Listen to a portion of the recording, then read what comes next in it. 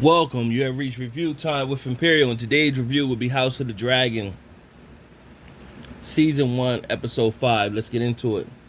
Subscribe to the channel, like the video. Shall we begin? Now, this episode was a kind of a lot to unpack because if you're not aware, I believe this is the last episode of the two young actresses that plays Rhaenyra and Alicent. And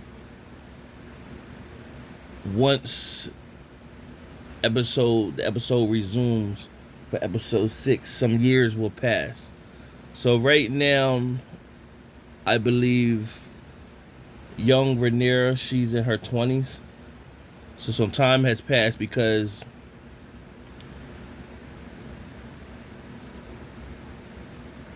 Lena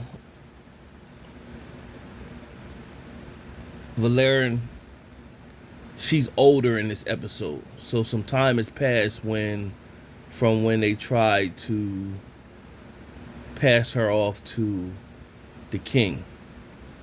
And so I think by now in this episode, she's about anywhere from 16 to 18, somewhere in that realm. Because you got to think it was 3 years when when Alicent was pregnant with the second child, and now that child is already born at this point, and they're on a voyage, so it has to be a good 5 years has passed. So she was about 12 when they tried to pass her off, so she's about anywhere from 16 to 17, somewhere in that range. So what's happening is they're on the voyage to show up to Corlys, Valerian, and Rhaenys so that they go marry off their son, young Lenore. Now, young Lenore has no interest in women, and the family knows it. However, this is something that they got to do. Now, of course, when Rhaenyra gets to the island where they stay, she's greeted by Lena as, "Hey, cousin, let me show you around," because they're cousins. So, the Targaryens, they do a lot of incest, so this is their cousins that they get married within the family to keep the bloodline strong. So that is being shown throughout this whole series for House of the Dragon. So it's a little different than what we was used to seeing in Game of Thrones. So it's more focused on the incest and a lot of that stuff. So it's gonna be interesting how the viewership takes to all this we're seeing.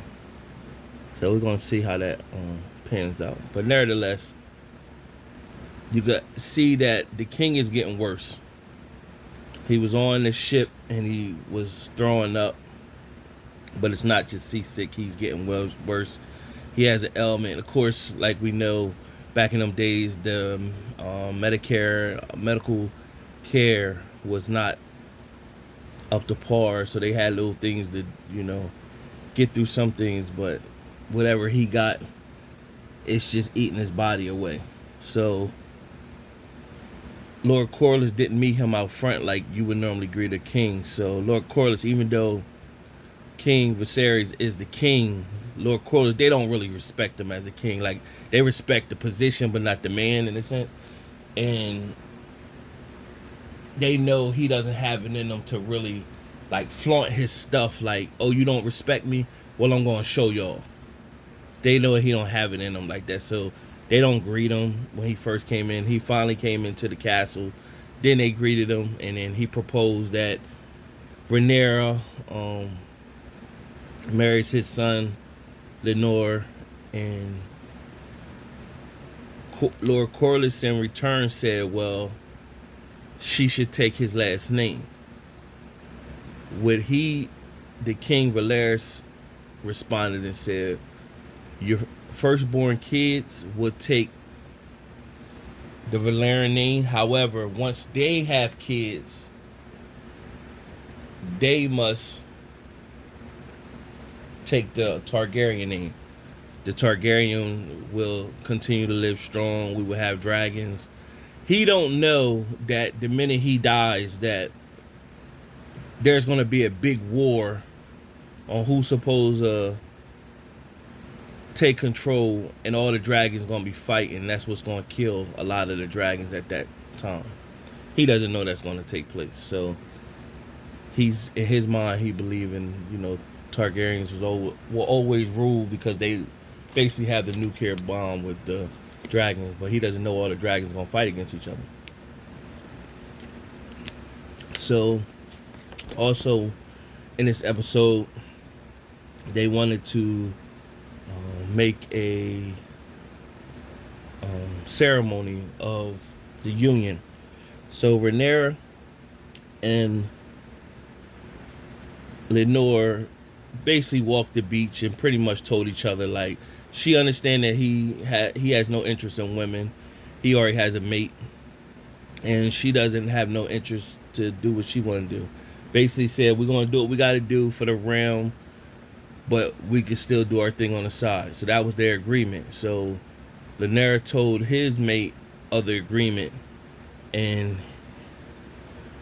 his mate pretty much, you only see him, he got red hair rather, and you only see him in this episode. I don't recall seeing him before. I might have, but I didn't pay attention to him.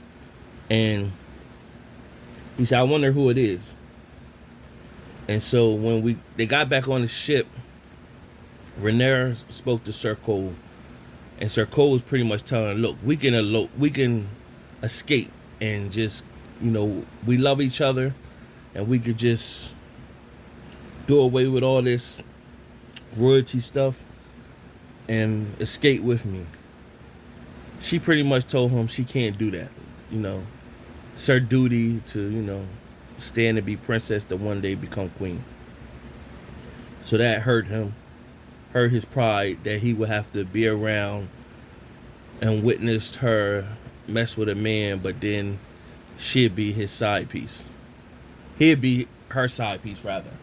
So the celebration takes on. Before that,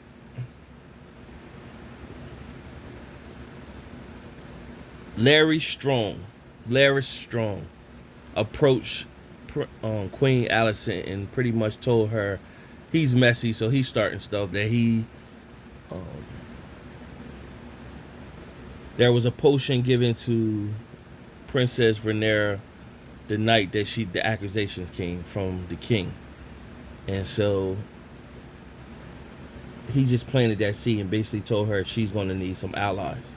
So he's messy. He's starting stuff, and he's the one that walks with the limp.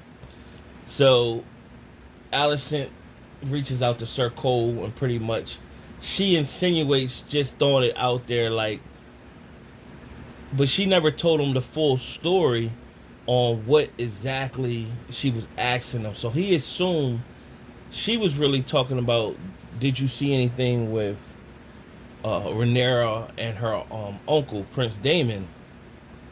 He just assumed she was talking about him, and he said, I did, Your Highness, and basically, if I'm going to be shamed, then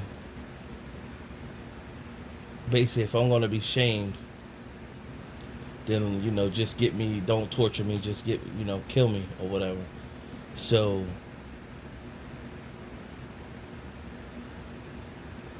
at that moment, a switch went off, and she pretty much said, thank you for your honesty, and stepped off. But of course, you seen on the trailer, her dad, before the dad left, he finally told her that you need to get Aegon ready to be king if you gonna survive in this game, pretty much. So the ceremony took place, and pretty much Rhaenyra's in good spirits because and Lenore at the time's in good spirits because they like we can just do this for the public, but we gonna still do our thing on the side. Sir Christian Cole, he's sitting fuming. He's fuming the whole time. He's upset. So everybody's asking where's the queen. So she has been showing up nowhere, and the king tried to make excuse for her. So he started to begin to give his speech, and right when he's about to give his speech, here the queen comes. Instead of her wearing the Targaryen red, she wore the green dress. Now the Strong brothers on the side that was speaking to each other, they stated pretty much that when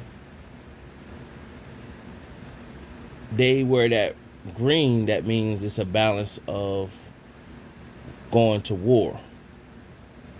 So that means she's stating her claim. Now, once the ceremony like took off, the king was in the middle of a speech, and then when he seen her, he paused, and then he forgot what he had to say. So he's been going through it the whole, showing his elements the whole episode, and he spoke his stuff, and then told everybody to sit down. And then Prince Daemon shows up. So also in this episode, it shows Prince Daemon kills his wife. So this is the first time we seen her.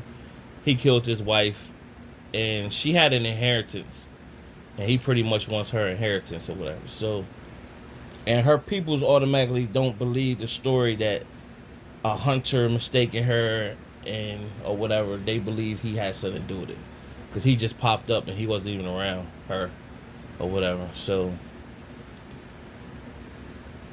the ceremony started. They did a dance, and everybody was dancing and enjoying themselves. And this whole time while they were dancing, a whole bunch of different conversations was going on. So Lenore's mate went over to him, and pretty much he figured out that Sir Christian Cole was Rhaenyra's lover, because he basically could see how fuming he was looking. So for whatever reason, he took it upon himself to go to Sir Christian Cole and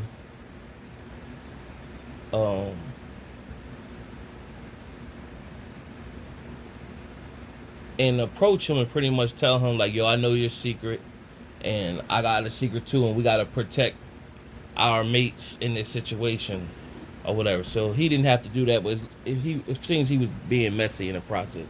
Now, Prince Daemon, he pushes up on Rhaenyra, basically telling her she's growing up, and he got his eyes on her. And if you don't know the story, you do some research and dig, you do see that Prince Daemon does get with Valerian's daughter, Rhaenyra. So I don't know if they're gonna play that out on this series, but that's what happens. So you kind of see that the spark in there, him pushing up on her, saying she grew up or whatever. Like I said, in this episode, she's about 16, anywhere from 16 to 18, somewhere in that realm or whatever. So a lot of kids are going to start to pop up within the next few episodes, because it's going to be some time jumps, and a lot of kids going to start to appear. So nevertheless, at this ceremony, Daemon pretty much approached Rhaenyra, and he told her, they're speaking in their language, and what's that, Valerian. They're speaking in their language, and he's saying to her, like, he basically, Lenore's a good guy, but you're going to be bored with him. And she was like, pretty much, well, you supposed to take me to, you know, basically forget what your brother talking about and take me to your castle and marry me there or whatever. And so while they having this discussion, some men come in, and it's looked like they're after, I think they're after Daemon. It seems like they're after Daemon, And the king is, a bunch of stuff is going on, conversations is going on. The king is looking, he see Rhaenyra, he see Daemon talking, and it looks like Daemon kissed her. That's what it looks like. But I don't know if the king imagined that or if that really happened. But it looks like he kissed her. And nevertheless, they went to grab Daemon. She kind of reached like Daemon or whatever. And they threw her to the side. Then Rhaenyra, and he got in the mix, and his mate got in the mix. People were just going thrown, and then Sir Christian Cole ended up fighting Rhaenyra's mate, and he beat him to a pulp until he killed him. And then it ended when the Hand sent the strong brother in there to just throw. He's supposed to be the soldier in the land, one of the strongest soldiers in the land. So he just started throwing people, to clear the space. He went to go get Rhaenyra, and then by the time they cleared the space,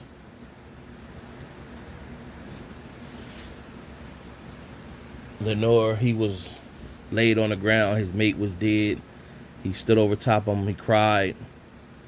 And so now they knew everything was going to be messed up. And so Sir Cole just got up and just walked off. Now the king is sick, and all this blood came from his nose. He got himself together. They had the wedding like right there that night. So just to get it over with. Rhaenyra was beat up, and he's upset. They didn't even kiss. When she went to go kiss him, he turned his face and she kissed him on the cheek, and she was crying. The king ended up dropping, so he's ill. Meanwhile, Sir Christian Cole was out in the yard where the tree is, and he went to pretty much kill himself. But right when he was about to stab himself, Alicent appeared and said Sir Christian. And so that's pretty much how the episode ended.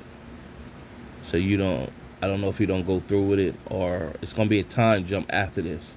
So you're going to get to find out what happens to him or whatever. What would be his purpose? Maybe I got to do some digging to find out what's his storyline in the future. But nevertheless, that was the episode. It's a lot to unpack in a sense, but it is still a good series. And there will be a time jump when episode 6 appears. Subscribe to the channel, like the video. Till next time.